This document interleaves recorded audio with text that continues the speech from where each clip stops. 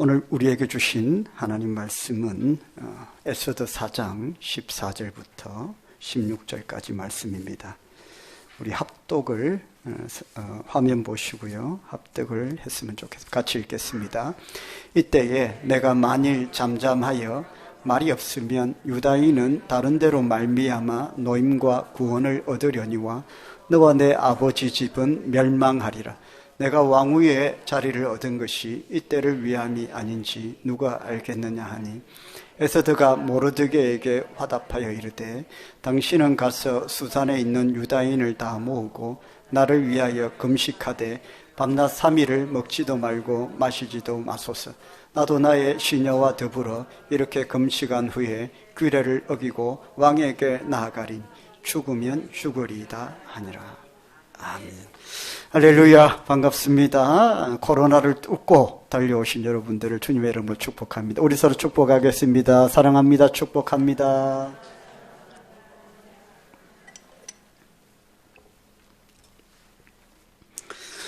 이 에스더 말씀, 우리 셀 목장의 사랑하는 이름인데, 이 말씀을 준비하는 중에 전쟁이 터졌습니다. 러시아가 우크라이나를 침공을 했는데, 이 에스더 말씀도 나라와 민족에 관한 말씀인데, 그 나라와 민족의 구원에 관한 말씀인데, 또 말씀을 준비하는 중에 전쟁이 나서 참 안타까운 마음으로 말씀을 계속 보게 되었습니다. 아시는 대로 러시아가 우크라이나를 침공을 했습니다. 수많은 사상자가 발생했고, 여러분이 접하고 알고 계시는 대로 수많은 피난민이 폴란드 국경을 넘어서 또 폴란드에 또 그렇게 이동을 하고 있습니다. 미국과 서방 국가들은 강력한 경제 제재를 가하고 있고, 또 직접적인 타격이 될 수 있는 경제 제재까지 동원을 해서 압박을 하고 있지만, 또 오늘도 여전히 전쟁 중에 있고 계속되고 있습니다. 끝까지 국가를 지키기 위해서 오늘도 많은 백성들이 전쟁터에서 피를 흘리고 있습니다. 세계 경제도 혼란 가운데 있습니다. 안정자산인 금값은 치솟아 오르고 불안정 자산인 주식과 비트코인은 폭락을 하고 있죠.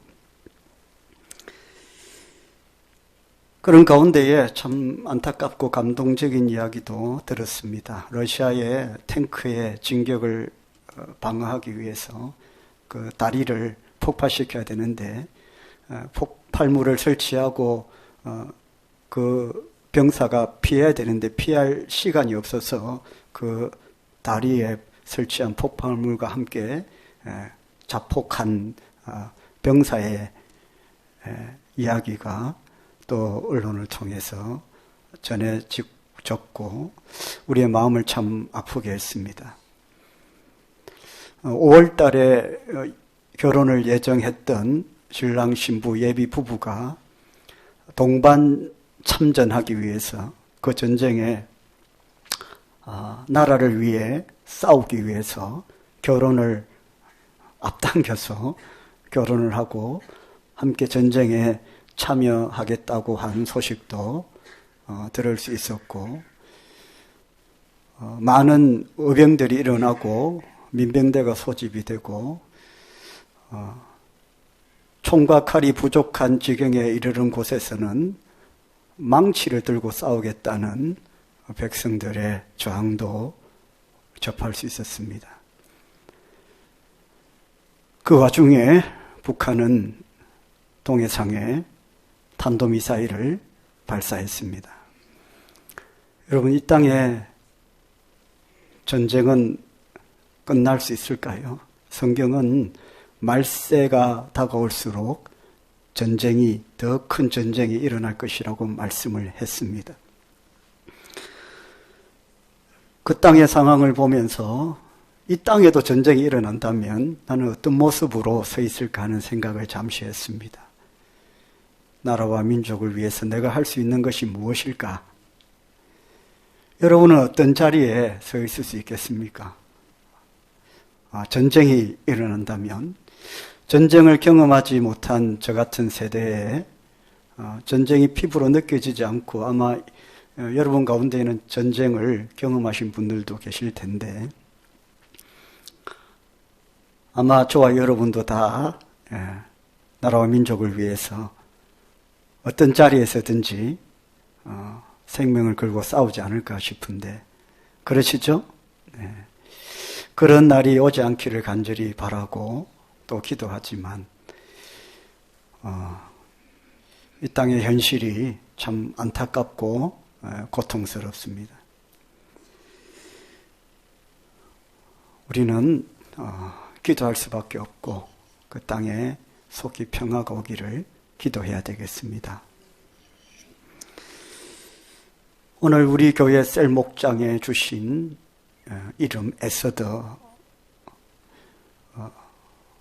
지난주 이삭에 이어서 에서더라는 사람을 볼 것인데 오후 예배가 있었으면 말씀과 함께 목장이 나와서 특송도 하고 그렇게 간증도 하면 참 좋을 것 같은데 그런 상황은 안 되는 것 같습니다. 좀 아쉽긴 하지만 오늘 말씀은 에서더 목장뿐만 아니라 목자 대신 주님을 믿으며 살아가는 저와 여러분 모두에게 주신 말씀인 줄 믿으시길 바랍니다. 지금으로부터 한 2600여 년 전에 페르시아에 참 예쁘고 착한 믿음 좋은 한 자매가 있었습니다. 그의 이름은 에서더였습니다. 에서더라는 이름의 뜻은 별이라는 뜻입니다. 하늘의 별 얼마나 아름답고 예쁩니까? 그 이름처럼 대단히 아름답고 예뻤던 것 같습니다. 거기다가 믿음도 참 좋았죠. 유태인이었습니다. 페르시아라는 땅에 어떻게 유태인이 살고 있을까? 여러분, 저와 여러분은 성경을 알고 있기 때문에 왜 그렇게 되었는지 알고 있죠. 이스라엘이 바벨론의 침략으로 말미암아 나라가 망하고 수많은 이스라엘 백성들, 유태인들이 바벨론으로 포로로 잡혀갔죠. 말이 포로이지 사실은 노예입니다. 노예로 잡혀가서 바벨론에서 노예 생활을 했습니다.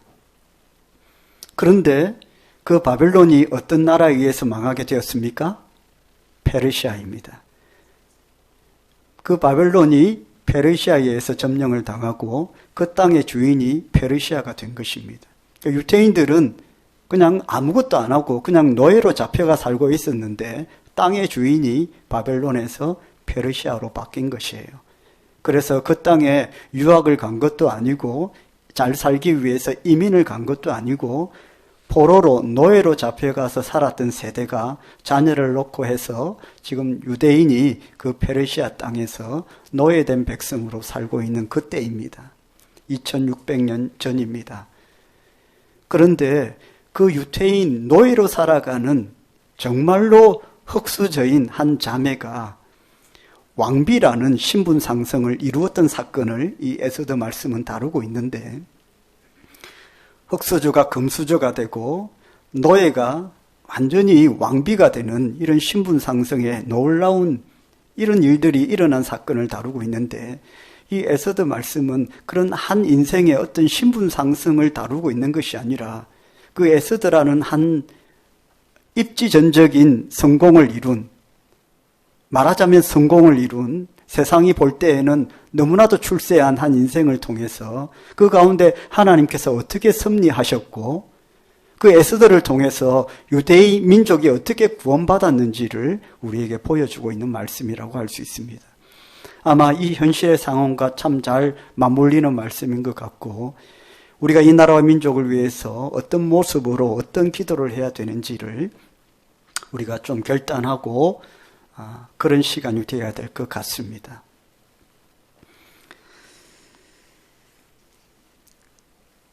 에서더가 살았을 당시에 유대인은 노예의 신분이었고 그 노예의 숫자가 참 많았습니다.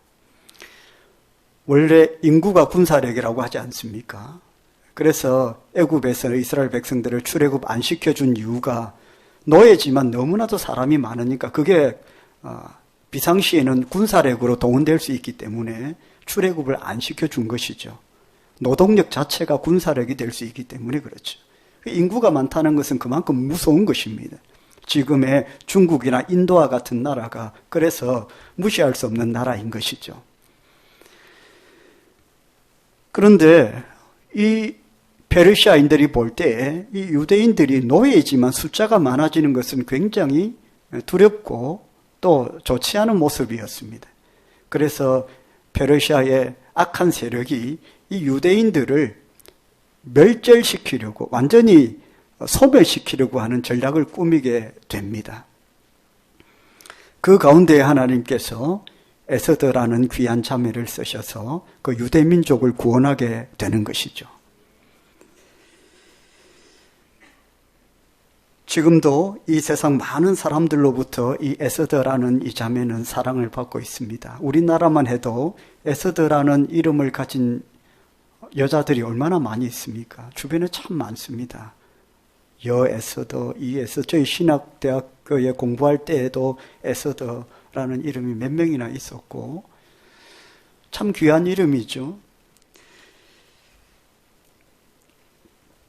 그냥 얼굴이 예쁘고 믿음이 좋아서 그렇게 사람들이 그를 예뻐하는 게 아니라 이 에스더가 이 하나님께서 이 에스더라는 자매를 통해서 또 에스더의 이 충성과 헌신을 결단을 통해서 유대 민족이 구원을 받는 놀라운 축복의 통로로 쓰셨기 때문에 에스더가 지금 세대에까지 그렇게 사랑을 받고 있는 것이죠.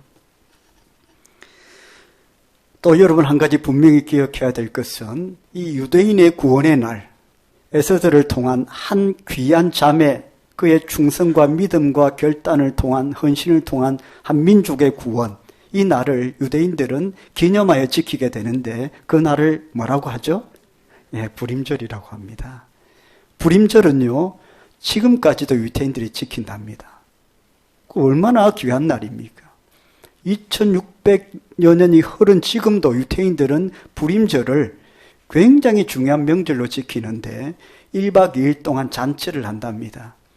그 잔치를 하는데 많은 맛있는 음식을 차리고 먹고 마시면서 춤을 추면서 교제를 하는데 그 1박 2일 잔치의 첫 시작이 뭐냐 하면 랍비가 성경 말씀을 읽는데 어떤 말씀이겠어요? 에스더 말씀을 낭독을 한답니다. 그러면 유대인들, 백성들은 아멘, 아멘 하면서 그렇게 기뻐한답니다. 여러분, 그런 불임절을 지키면서 지금도 유대인들이 불임절을 지키면서 어떤 마음을 갖고 있을까요? 이런 마음 아니겠어요? 2600년 전에 악한 세력으로부터 하나님께서 지켜주신 은혜, 그 은혜를 기억하면서 앞으로도 지금도 어떠한 악한 세력이 우리 민족, 우리를 위협하고 생명을 위협한다고 해도 내가 하나님을 붙들고 하나님께서 나를 이끌어 주시면 그 어떤 악한 세력도 우리는 이겨낼 수 있다 라는 결단을 하는 자리가 바로 불임절이죠. 그래서 여러분 세계 2차 대전 중에 일어났던 나치 독일의 무참한 학살, 아우슈비츠 수용소에서 일어났던 대학살 속에서도 유대인들은 살아남았습니다. 불임절을 지키며 어떠한 악한 세력이 우리를 위협해도 하나님 붙들고 우리는 이겨낼 수 있다. 하나님 지켜주시면 우리는 승리한다. 이런 놀라운 결단과 이런 믿음이 그 유대 학살 속에서도 그 수용소에서도 그들의 믿음이 생존케 했고 이겨낸 것이죠. 그래서 그 생존한 사람들 전 세계로 퍼져나가서 지금 이 땅의 전 세계의 경제를 좌지우지하는 그 사람들이 바로 유대인들이죠. 어떠한 악한 세력이 나를 위협한다고 해도 전능하신 하나님께서 나를 붙들어 주실 것이다. 나는 반드시 하나님의 손길에 붙잡혀 이긴다. 이것이 불임절을 지키면서 유대인들의 한 결단들입니다. 저와 여러분 앞에 어떠한 악한 세력이 위협하고 막아선다고 해도 저와 여러분의 앞길도 하나님께서 열어주실 것입니다. 자, 그렇다면 오늘 이 에스더의 삶을 통해서 우리가 구체적으로 도전받아야 될 것들이 무엇인지 한 몇 가지를 보겠습니다. 첫 번째는 은혜 받은 사람에게는 거기에 따른 책임이 반드시 따른다는 것이죠. 14절 말씀에 나오는데요. 에스더는 아주 어려서부터 부모님을 잃은 고아였습니다. 그래서 성경에 보면 사촌 오빠인 모르드게가 이 에스더를 양육했습니다. 그야말로 천혜의 고아였습니다. 그런데 이 천혜의 고아가 당시 세계를 지배하던 페르시아의 왕비가 된 것입니다. 성경은 이런 모든 것들을 뭐라고 표현하냐 하면 하나님의 은혜라고 합니다. 요셉이 애굽의 노예로 팔려가서 국무총리가 된 것도 여러분 창세기 39장에 보면 요셉이 총명하고 뛰어나서가 아니라 여호와께서 요셉과 함께 하심으로. 다시 말씀드리면 요셉이 출세를 해서 국무총리가 되고 에스더가 노예의 신분에서 왕비가 된 것 모든 것 다 하나님의 은혜다라고 얘기합니다. 그런데 우리가 신앙생활할 때에 은혜라는 것은 단순히 은혜만 함께 오는 것이 아니라 은혜와 함께 부르심도 같이 옵니다. 우리 신앙생활 하다 보면 그렇습니다. 은혜라는 것 안에 하나님의 부르심이 있습니다. 그 부르심이라는 것은 무엇이냐면 바로 콜링이라고 하고 사명이라고 합니다. 그 은혜 받은 자는 부르심이 있고 또 사명이 있다는 것이죠. 은혜와 부르심은 같이 오고 은혜와 사명도 같이 옵니다. 자, 그러면 어떤 일이 일어납니까? 누군가가요, 저와 여러분 가운데 누군가가 하나님의 깊은 은혜를 받았다. 저와 여러분 가운데 누군가가 하나님의 놀라운 은혜를 체험했다. 그러면 그 은혜 가운데 뭐가 있다고요? 하나님의 부르심이 있다는 거예요. 하나님의 맡기신 사명이 있다는 겁니다. 그래서 우리가 은혜를 받았을 때 은혜 받았다, 은혜 받았다 보통 수동적이 됩니다. 은혜는 부어지는 것이고 받는 것이니까. 그래서 우리는 은혜 받은 것에 만족하고 그냥 넘어갑니다. 근데 사실은 그게 아니고 이 은혜 안에 하나님의 부르심이 같이 온다는 거예요. 그러니까 하나님께서 은혜를 부어주실 때에는 내가 은혜 받고 수동적인 모습으로 그냥 앉아있는 게 아니라 어떤 나의 행동을 요구한다는 거예요. 그래서 복음서에 보면 예수님께서 치유해 주셨을 때에 그 병자가 고침을 받고 그 자리에 있었던 것이 아니라 예수님은 그 은혜를 부어주심으로 인해 그들의 어떤 믿음의 행동, 부르심, 사명을 주셨기 때문에 그 사람들이 어디로 갑니까? 마을로 막 달려갑니다. 뭐합니까? 내가 고침을 받았다. 예수는 그리스도시다. 성경의 은혜는 다 그런 것입니다. 은혜 가운데에 하나님의 계획이 있고요. 하나님의 부르심이 있고 하나님의 사명이 주어집니다. 그래서 오늘 14절 후반부에 보면 이런 표현이 있죠. 내가 왕후의 위를 얻은 것이 이때를 위함이 아닌지 누가 아느냐. 내가 왕후의 자리에 오른 것이 에스더의 고백입니다. 내가 왕후의 자리에 오른 것, 이거 하나님의 은혜라고 했죠. 그런데 내가 왕비의 자리에 오른 것이 이때를 위함, 이때라는 말은 유대인이 멸절당할 위기에 있는 이때를 말합니다. 그러니까 지금 에스더는 뭡니까? 하나님의 은혜를 받은 것 안에 하나님의 부르심이 있다는 것을 알았고 자기가 그 은혜 안에서 해야 될 사명이 있다는 것을 알게 된 것이죠. 할렐루야. 이것이 참 은혜를 받은 사람들의 모습입니다. 그 은혜 안에 내가 무엇을 해야 되는가 하는 부르심이 함께 온다는 거예요. 에스더는 깨달았습니다. 내가 왕비가 된 것은, 이런 은혜를 받은 것은 내가 이 신분에서, 노예의 신분에서 어떻게 감히 민족을 구원할 수 있는가. 그런데 왕비가 되니까 민족을 구원할 수 있는 어떤 조그만 위치에 가게 되었다. 이 때를 위함인 것 같다. 결단을 하는 것이죠. 그래서 하나님께로부터 받은 엄청난 은혜를 나누기 위해서 그녀는, 이 에스더는 오늘 성경에 보았지만은 그 왕의 자리에 나아가서 민족을 구원하는 일에 목숨을 내놓게 되는 것이죠. 은혜는 자랑만 하는 것이 아니라 그 안에 부르심이 있고 사명이 있다는 것을 여러분 기억할 수 있기를 주의 이름으로 축복합니다. 성경에 마태복음 25장에 달란트 비유 있죠.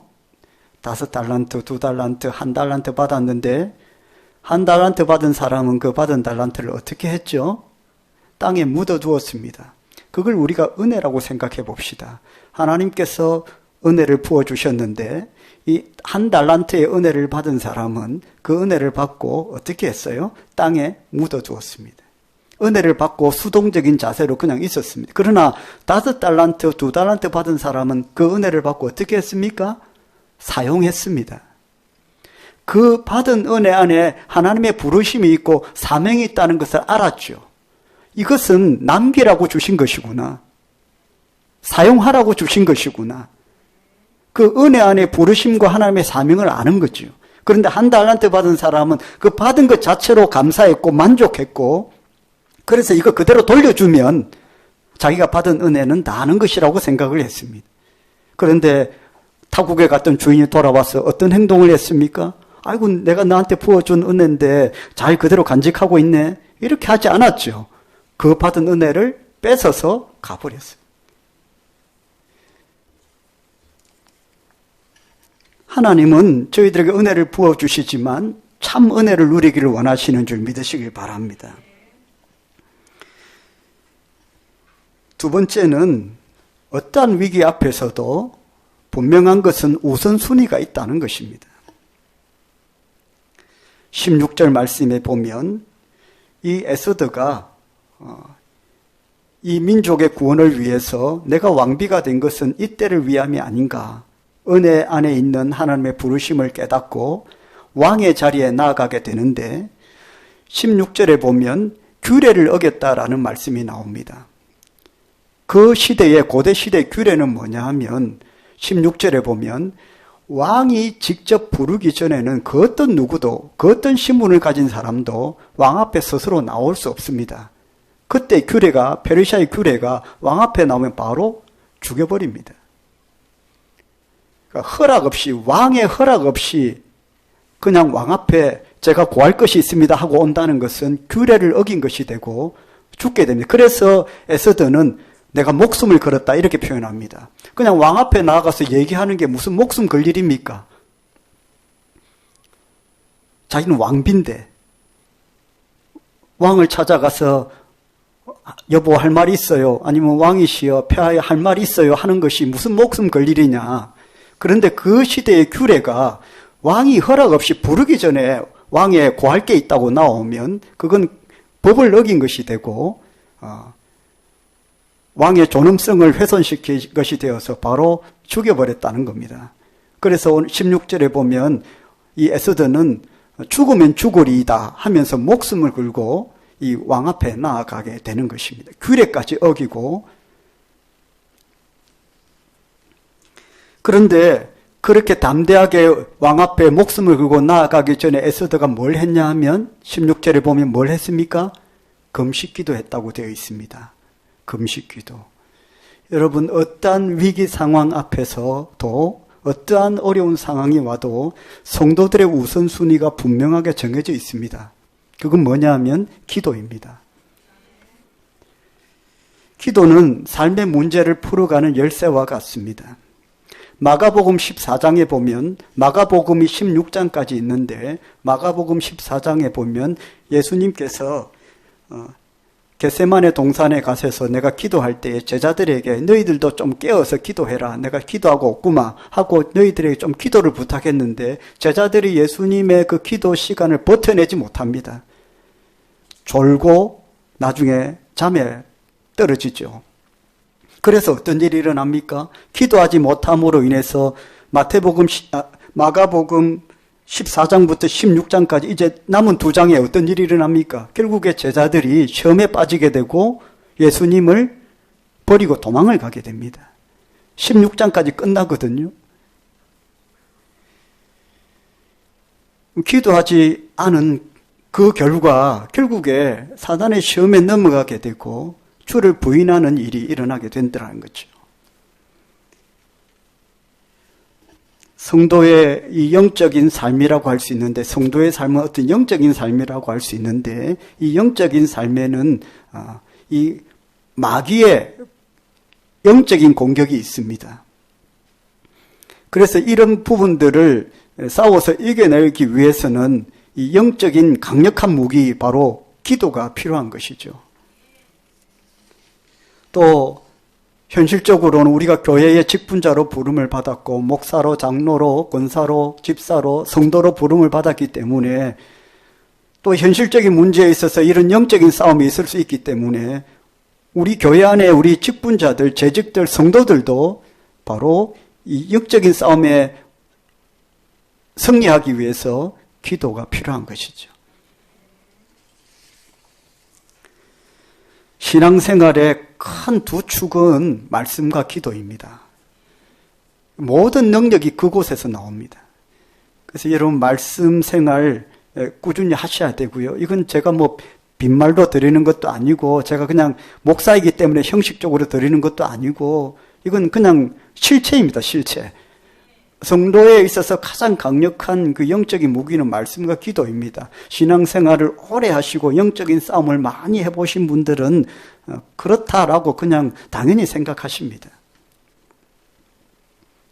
그래서 이 말씀과 기도가 동시에 이루어지는, 실현되는 곳이 있는데 그것이 바로 예배입니다. 말씀과 기도가 동시에 그대로 실현되는 곳이 예배의 자리예요. 그래서 예배를 우리가 목숨을 걸어라, 예배를 잘 지켜야 된다. 그게 바로 말씀과 기도가 이 안에 살아 역사하기 때문에 우리가 여러 개 이것도 먹고 싶고 저것도 먹고 싶어 하면 어디 갑니까? 뷔페 가잖아요. 뷔페. 이 음식도 먹고 싶고 저 음식도 먹고 다 먹고 싶으면 그곳에 가면 다 있는 것처럼 우리가 말씀과 기도와 성찬과 그리고 이 모든 은혜들이 이렇게 농축되어 있는, 집약되어 있는, 함께 쏟아지는 곳이 바로 예배의 자리이기 때문에 우리 예배의 자리를 열심히 지켜나가야 됩니다. 꾸준히 말씀을 먹고 기도하고 이 대포와 같은 이 자리에서 대포를 한 방 맞고 그러면 끝나느냐. 지금도 러시아와 우크라이나 전쟁을 제가 그 자리에 있은 건 아니지만 뉴스를 통해 접하다 보니까 미사일을 쏘고 또 육군 부대는 탱크를 진격을 해서 가고 대포도 쏘지만 소총도 쏘고 이 예배의 자리에 대포가 이렇게 빵 쏘아졌다면 이제 주중에는 여러분이 잔잔하게 소총과 같은 말씀 묵상이나 개인 기도 생활을 통해서 여러분이 영적인 전쟁에서 승리해야 됩니다. 할렐루야. 그냥 대포만 맞고 그냥 대포만 쏘면 전쟁에서 이깁니까? 지금 러시아는 수도 키예프를 점령하려고 계속 육군 병력을 투입하고 특수부대까지 공수부대를 낙하시키고 있다고 하는데 뭐 때문에 그렇게 합니까? 미사일만 계속 쏘아대지. 그게 전쟁이 끝나는 게 아닙니다.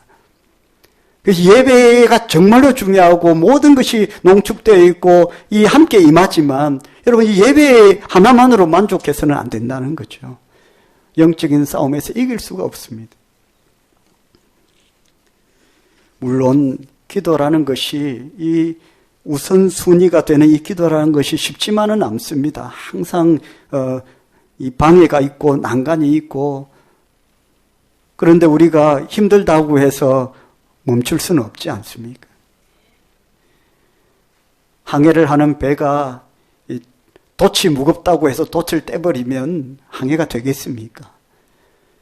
하늘을 나는 새가 날개가 크고 무겁다고 해서 자기 날개를 떼어버린다면 그 새는 새로서의 기능을 할 수 있습니까?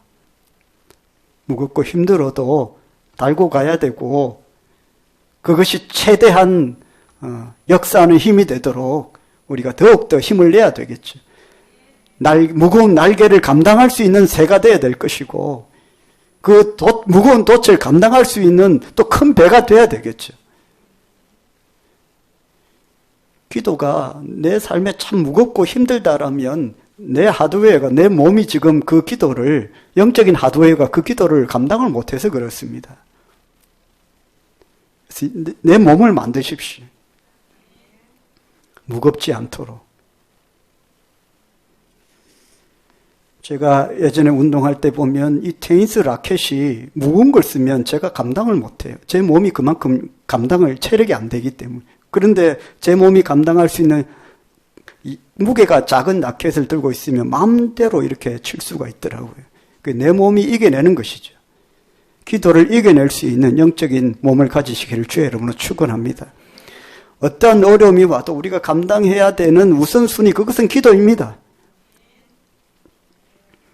세 번째로는 믿음을 따라 행동을 해야 된다는 것입니다. 16절 말씀인데요. 우리가 기도만 하는 경우가 많이 있습니다. 기도하면 모든 것이 끝난다고 생각할 때도 많이 있습니다. 하나님 알아서 하시겠지. 그렇지 않습니다. 우리의 기도 뒤에는 반드시 믿음의 행동이 따라야 됩니다. 에스더는 금식 기도한 뒤에 가만히 있었습니까? 왕궁에 앉아서 무릎 꿇고 그냥 가만히 있었습니까? 아니죠. 금식 기도한 뒤에 하나님이 주시는 담대함을 가지고 왕에게 나아갔습니다. 규례를 어기고 왕에게 나아가서 다 얘기했습니다. 지금까지 유대 민족에게 일어났던 억울했던 일을, 그 모함과 계략들을 다 얘기했습니다. 왕이 듣고 그런 일이 있었나? 나는 이 부중궁궐에 갇혀 있어 잘 몰랐는데 알았다. 이렇게 일이 풀려지게 되는 것이죠. 기도하고 하나님께서 주시는 마음이 있다면 이제 믿음의 어떤 행동들이 나타나야 되는 것이죠.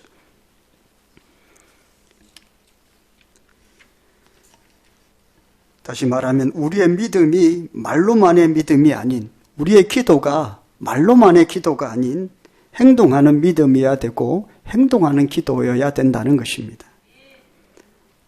시험 잘 치게 해주세요. 기도만 하고 있으면 그런 학생들의 기도가 온전한 기도라고 우리는 생각하지 않지 않습니까?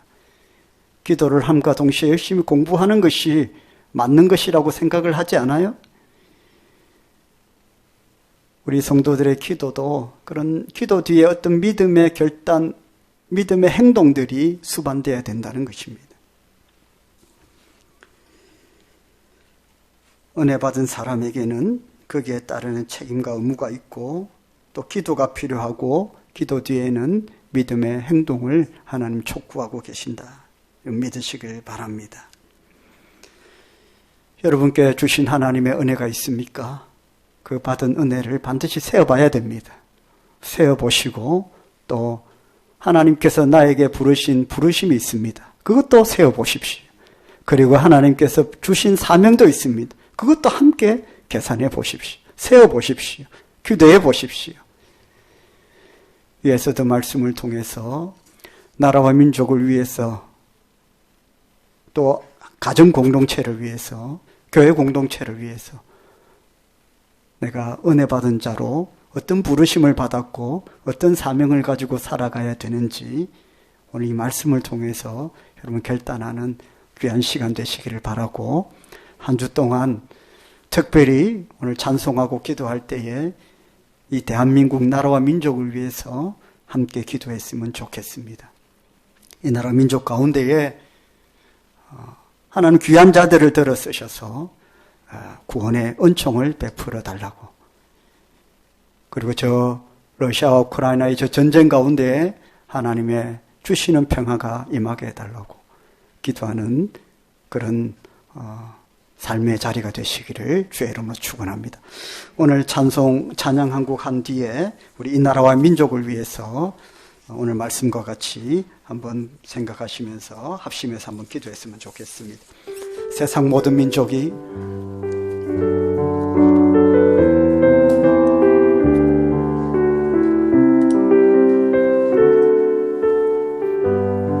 세상 모든 민족이 세상 모든 민족이 구원을 얻기까지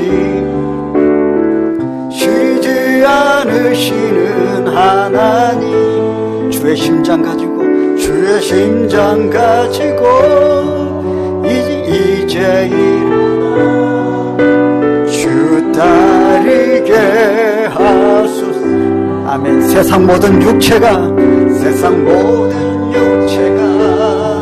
주의 영광, 우릴 부르시는 하나님, 주의 손과 발 되어 세상을 치유하며 주 섬기게 하소서. 아멘. 물이 바다 덮음같이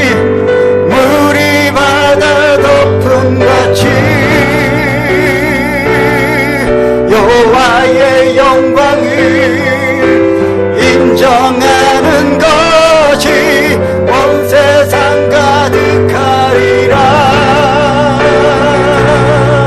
물이 바다 덮음같이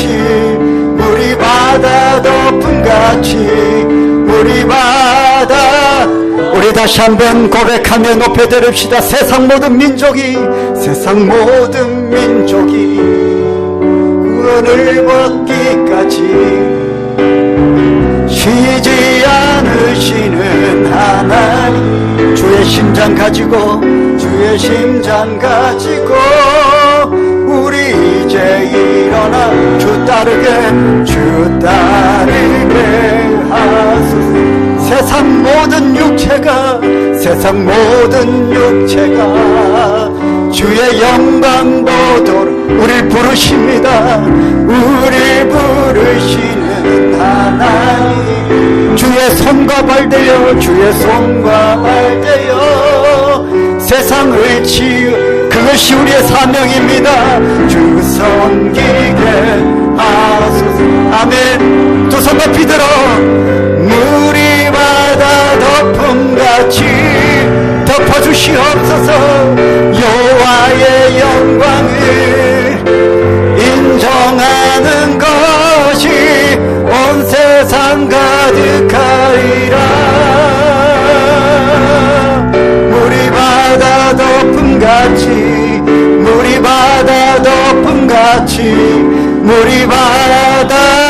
다시 한번 믿음으로 물이 바다 덮음같이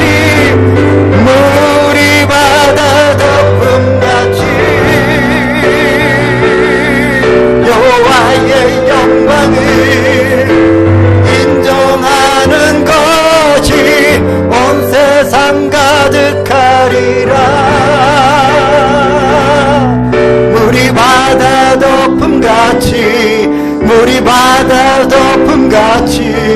물이 바다 덮음같이 할렐루야.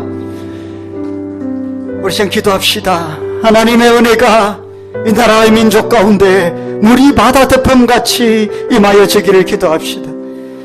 하나님, 이 땅에 하나님의 은혜를 덮어 주옵소서. 이 나라 민족 가운데 하나님 함께하여 주옵소서. 특별히 대선 가운데 임하여 주시고 이 나라의 왕을 세우실 때에 존귀하신 하나님 역사하여 주셔서 일찍이 120년 전에 이 땅에 복음이 들어와 이 땅을 복음화시켜 주시고 우리나라를 선진국의 대열에 반열에 올려놓아 주시는데, 존귀하신 하나님, 우리가 악한 폐습을 따라 구습을 따라 후퇴하는 민족 되지 않게 하시고 앞으로 나아가 전진하는 하나님의 택한 백성들 되게 하여 주옵소서. 대선 가운데 임하시고 함께하여 주옵소서. 저 우크라이나 전쟁의 포화 속에 하나님 백성들을 불쌍히 여기시고 건져 주시옵소서. 우리 기도 제목 가지고 주의 이름 부르고 기도하겠습니다. 주여, 거룩하신 하나님 아버지, 하나님 아버지, 하나님 아버지, 민족을 불쌍히 여기시고 아버지 은혜를 가하여 주옵소서. 아버지, 땅에 복음이 들어와 하나님의 백성으로 문을 내어 살게 하시고 모든 정치와 연기와 문화와 사회와 교육과 하나님의 놀라운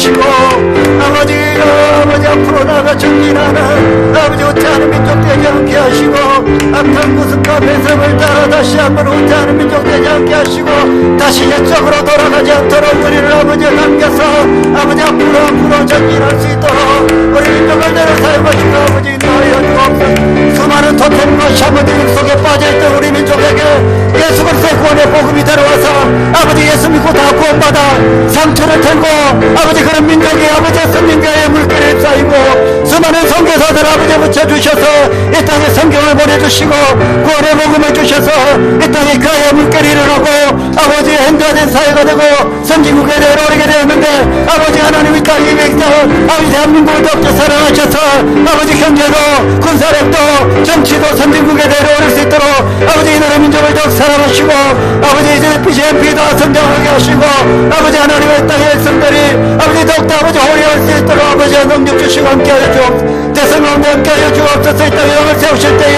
아버지 하나님 원하시고 이뻐하신 왕이 세워져서 백성들을 아버지 위에 다스릴 때 아버지 하나님 아버지 하나님 아버지 하나님을 통치고 하나님 안에 하나님의 영계심을 은혜가 임하고 아버지의 사슬을 은혜가 임하는 그런 나라 민족이 되게 하여 주옵소서. 아버지 탐욕과 욕심으로 가는 자 있지 않게 하시고 이 땅의 지도자들이 먼저 하나님 앞에 되어주고 정말 아버지 백성을 위하고 백성의 고통을 아파 눈물을 흘리며 함께 기도하고 아버지 아파해 줄 수 있는 지도자들이 많이 세워져서 아버지 하나님 민족을 새롭게 할 은혜가 있게 하여 주옵소서. 저 고난의 아버지 정정을 함께 하여 주시고 전쟁이 끝나고 아버지 수많은 유혈에서 태필의 모든 고통들로부터 아버지 잡히는 민들을 구원하여 주시고 대상 유혈의 사태가 사상자가 발생하지 않도록 저 땅을 아버지 하나님 막아주시고 아버지 함께 하여 주옵소서. 전쟁의 주인 되신 하나님 전쟁을 통치하시고 다스리시는 하나님 아버지 함께 하여 주옵소서. 이 땅에 손을 들어 기도하면 아버지 땅에 평화가 임하고 아버지 저 땅에 아버지 악한 자들이 떠나가고 정칼과 말과 아버지 법도 모든 악한 세력 머리가 새들이 떠나가고 하나님 아버지 하나님 나라와 하나님의 뜻이 아버지 이루어져서 아버지 하나님의 고통에 아버지 올라온 은혜가 아버지 기름을 심하리가 성제 아버지 하나님 아버지 하나님 도와주시고 아버지 함께하여 주시기를 원합니다. 아버지 함께하여 주시기를 원합니다. 정죄 하나님 해주세요. 아버지 하나님 아버지 역사하여 주시옵소서. 살아계신 하나님 이 나라 민족의 고통을 아시는 주님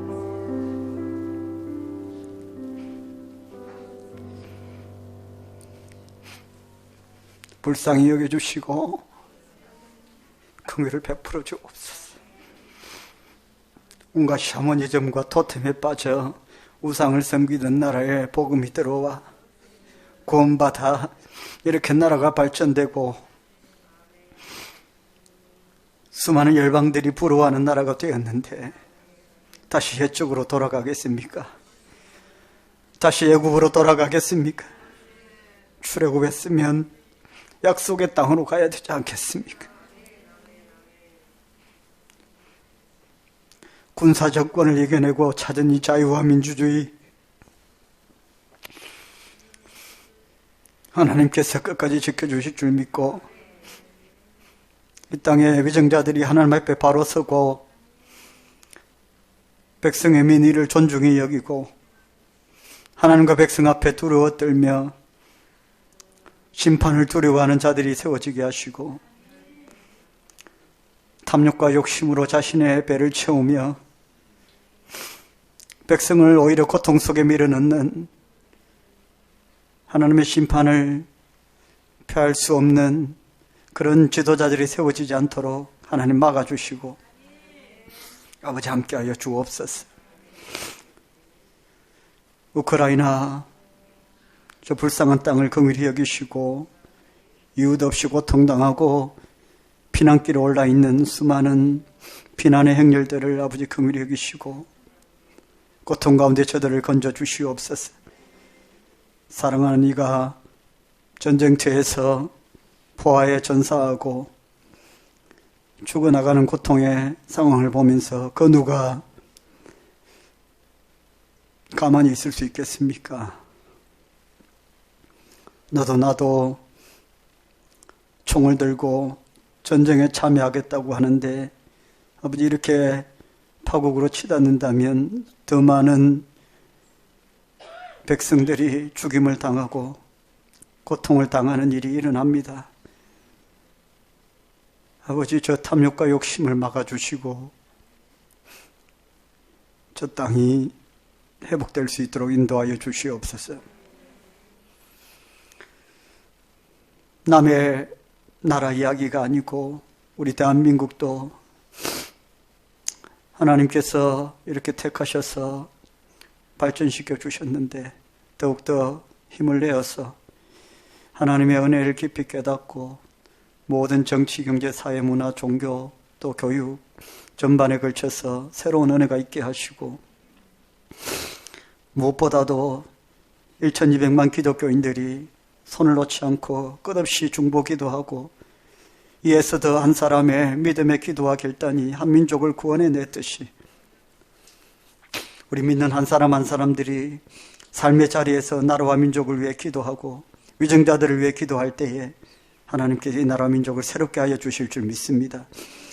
우리의 자녀들 자녀손들이 마음 편하게 신앙생활하고 자신의 능력과 재능들을 마음껏 발휘하며 이 땅에서 기쁨을 누리며 살아갈 수 있는 땅을 우리가 물려줘야 되지 않겠습니까?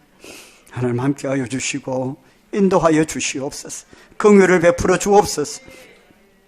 오늘도 주신 은혜 너무 감사해서 드린 예물 위에 함께하시고 만배의 은혜로 채워주시고 나눠주고 구워주고 베풀어주는 손길 다 되게 하시고 한 주 동안도 어떠한 악의 세력이 우리를 가로막아도 승리할 수 있도록 아버지 역사하여 주시고 인도하여 주옵소서. 예수님의 이름으로 기도드립니다. 우리 주 예수 그리스도의 은혜와 하나님 아버지의 사랑과 성령님의 감동 감화 충만하심 함께 예배드린 모든 주의 백성들 머리 위에 가정 일터 위에 직장 위에 생업터 위에 자녀들 자녀손들 위에 건강 위에 주의 몸된 기장 소명교회 위에 지금부터 영원토록 항상 함께 있을지어다. 아멘. 살아계신 하나님 감사합니다.